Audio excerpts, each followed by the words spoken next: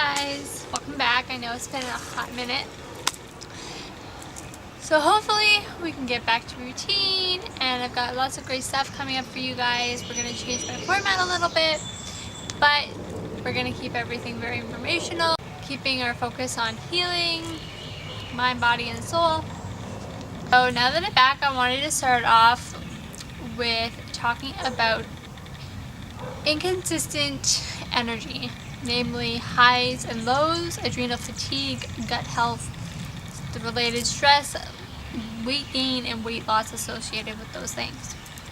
So I had my husband's cousin reach out to me about some of her health issues, and when I was doing some research for her, I stumbled upon a lot of the same things that have to do with adrenal fatigue. And adrenal fatigue is a topic that has come up a lot in the past year for me. Not only with clients and friends, but also my husband suffered some major burnout about a year ago, and myself back in February. So when he first had his adrenal burnout, he spent weeks and weeks and weeks doing research, buying supplements, changing his diet, all to rebalance his hormones and combat adrenal fatigue naturally. So that's kind of how this all started. And then ever since then, it's kind of been a consistent theme with a lot of people, especially parents or those who are trying to balance home and work. There's just so much inconsistent energy, and they feel like they don't feel rested, they can't catch a break, they feel tired all the time, and they just can't figure out why. And oftentimes it's because of this adrenal fatigue or allocating energies too long into one area, which I've talked about before, and I'll talk about again in another video. So what I've been working on to help my husband's cousin, we're gonna call her my sister-in-law, and a couple of my friends, is what I'm calling a burnout tincture. And it's a number of herbs that help heal the root, sacral, and solar plex chakras and their associated physical, mental, emotional concerns. So some of the herbs that are in this are some of the more common herbs that are suggested for adrenal fatigue and related issues. So I wanted to share some of those with you in case you're looking to supplement your current attempts to deal with your energy issues. So these can be ashwagandha, broadleaf plantain, calendula, chamomile, dandelion, lemon, clover, licorice root, ginger, fennel, mint, turmeric, marshmallow root, cayenne, cumin, rosemary, cardamom, black pepper, kava kava, lemon balm, holy basil, ginseng, and valerian. So the tincture that I'm personally working on, it has about 7 to 9 of those, plus a few others that I did mention. And if you want the information on that, I'll be posting it, and there is a pre-order going on in my shop. The physical side of dealing with adrenal fatigue and gut health. So the biggest thing is movement. So you're going to want to keep your core of your body active and healthy. So things like yoga, stretching, qigong, tai chi, marching, dancing, stairs, walking, hiking, obviously as your mobility allows, but engaging your core is really important for stirring up those energies and keeping them healthy and moving. And if you're unable to do things like that, and even if you are, it's really important that you engage in breathing exercises. So this is often referred to as stomach or infant breathing. And if you've watched an infant sleeping, you'll notice that their breath is coming from their stomach instead of their chest. And adults often have really shallow breathing because they're using only the top portion of their lungs. So I like to tell people to be more mindful of their breath and take deep breaths from the bottom of their lungs using their diaphragm and their stomach. Because what happens is you're not getting adequate amount of oxygen into your blood, and your stomach isn't able to digest and move the nutrients around efficiently for your body to be working optimally. It also makes it really hard if you have mucus or you sleep with your mouth open. You're going to want to avoid things like dairy products, as that's going to contribute to low and inconsistent breathing difficulties, and things like that. It's also really important to take more frequent breaks, about 5 to 10 minutes every 2 hours, which kind of is the cycle of energy. So if you're working on something, take 5 or 10 minutes, either just sit back and close your eyes, or change your activity in some way, do a quick walk, go get some water, say a prayer, do a meditation, just something to change what you're doing for 5 or 10 minutes every 2 hours to kind of stir up those energies. Some additional things that you should think about doing is going to bed before 10 p.m. This, for a lot of people, going to bed at a regular time can be a bit of a challenge, especially if you work all day and you have to deal with family in the evening, or you put your kids to bed and you catch up on other things. But it's very important to go to bed consistently at the same time, preferably before 10 o'clock. That way your body is able to get into those rhythms of sleep so that it can heal, and so that the hormones in your body and your brain are able to start to regulate. And for a lot of people, sleep is an issue, which is another reason why I've created the tincture that I'm working on, because it will help with your melatonin and serotonin production, making sure that they're balanced so that you can have a restful sleep and have adequate energy each day.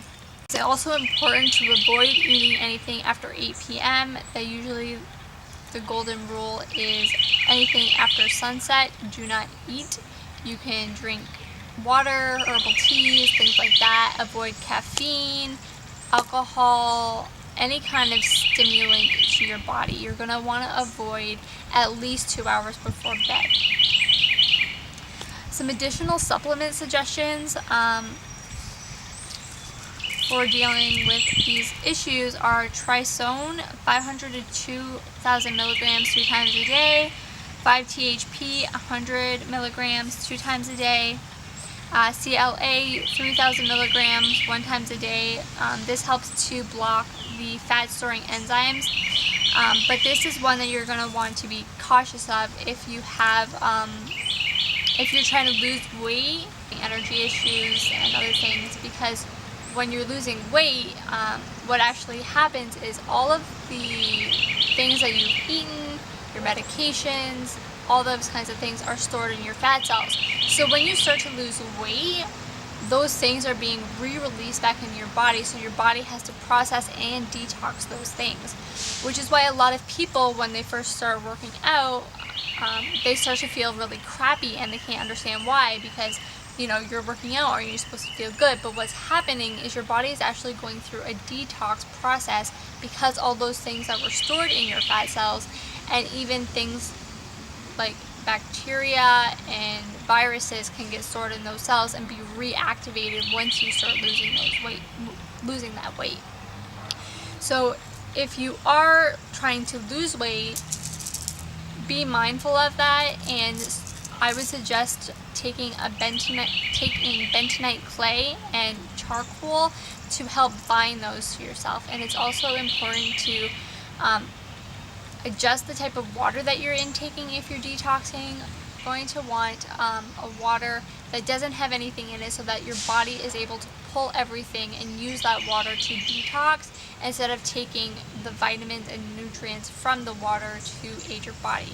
So if you're detoxing, you're going to want to use distilled water so that everything can bind to it and be expelled from your body. Another great thing is flaxseed oil. Both cooking with it and dietary, about 1 to 2 tablespoons 2 to 3 times daily, is great. GABA is good. Melatonin 2 to 4 milligrams as needed as a sedative. Melatonin can be used for good. A lot of people have a difficult time with melatonin.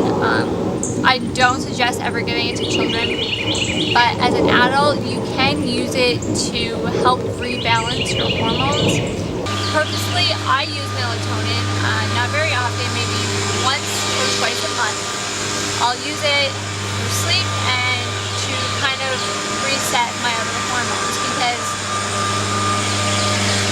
an imbalance in one or having too much or too little can cause the other ones to kind of try and compensate. So you kind of have to be aware with how you're feeling and track how you're feeling if you're going to be using direct stimulants like melatonin. So I'm not exactly sure where I left off because I had a hard time recording this video. So avoiding or limiting dairy is very important because it can create too much mucus and it can impede digestion for some people. So if you are eating a lot of dairy, try cutting back or take it out of your diet completely and see how that affects your energy levels and your digestion and everything. Also, some people are very sensitive to the hormones in dairy, so just take those into consideration as well. Your main meal or your bigger meals that you're eating, I tend to suggest 50 to 60% should be vegetables and fruits, preferably raw or steamed, because as you cook vegetables, they start to lose their energy as well as their nutritional value. And all of it runs out either into the atmosphere or to the water, depending on how you're cooking your vegetables.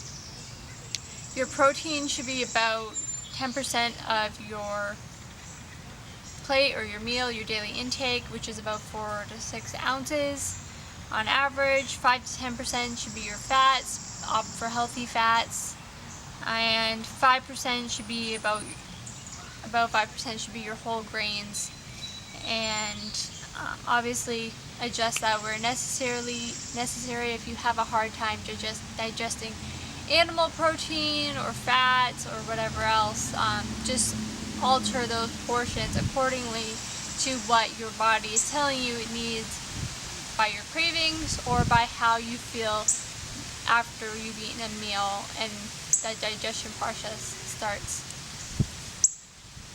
Always opt for organic or non-GMO where possible, especially with regards to the Dirty Dozen. You can get a copy of the EWG's Dirty Dozen and Clean 15 sheets. They're, I think, illustrated. They're very pretty, and I like to keep those either on my fridge or like a little copy for when I go shopping, just to remember. If you're buying organic, it's best to buy it either locally, grow it yourself, because even though things have strict guidelines with organics, if you're buying it if it's crossing the border, it's subject to being chemically sprayed, and there's still allowances in regards to organic food with what they are actually allowed to spray on the food.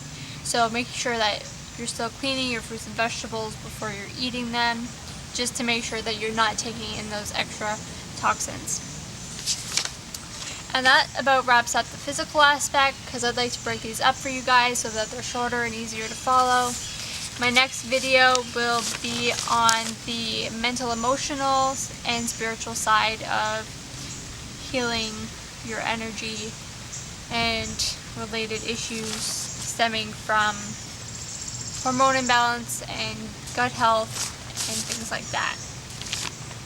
So I hope you found some helpful information in this part of the segment. Feel free to reach out to me if you'd like a consultation, or you have questions, or you would like some additional suggestions, or just want to voice some concerns. Just let me know. Thanks for watching. I'll see you next time. Bye.